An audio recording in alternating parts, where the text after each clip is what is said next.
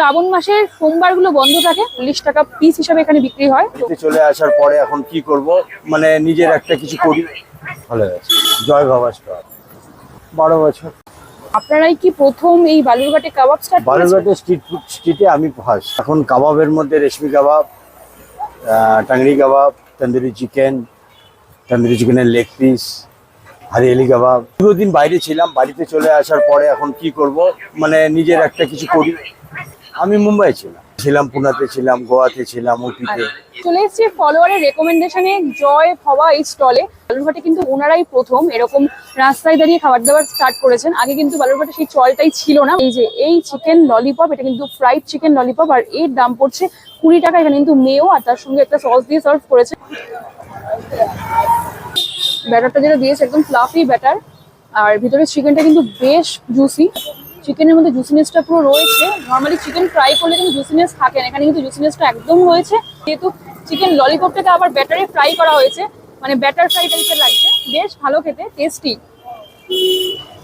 এইদিকে রয়েছে বালুরঘাট মিউনিসিপ্যালিটি, একদম ঠিক কলেজ মোড়ের সামনে আসলেই তোমরা পেয়ে যাবে। ঠিক ওইদিকে রয়েছে এসবিআই অব্দি যেতে হবে না, কলেজ মোড়ের সামনে আসলে তোমরা পেয়ে যাবে এই জয় ভবা স্টল। মোটামুটি সন্ধ্যেবেলা 6:30 থেকে পাওয়া যায়, তাই তো?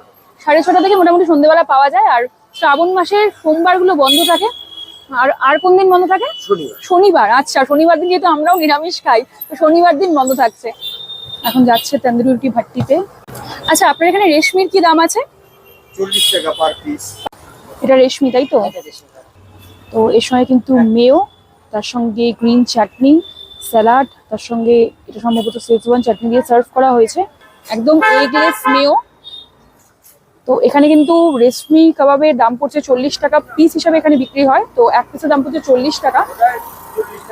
এটা প্লেটটা কিন্তু পুরোপুরি 40 টাকা।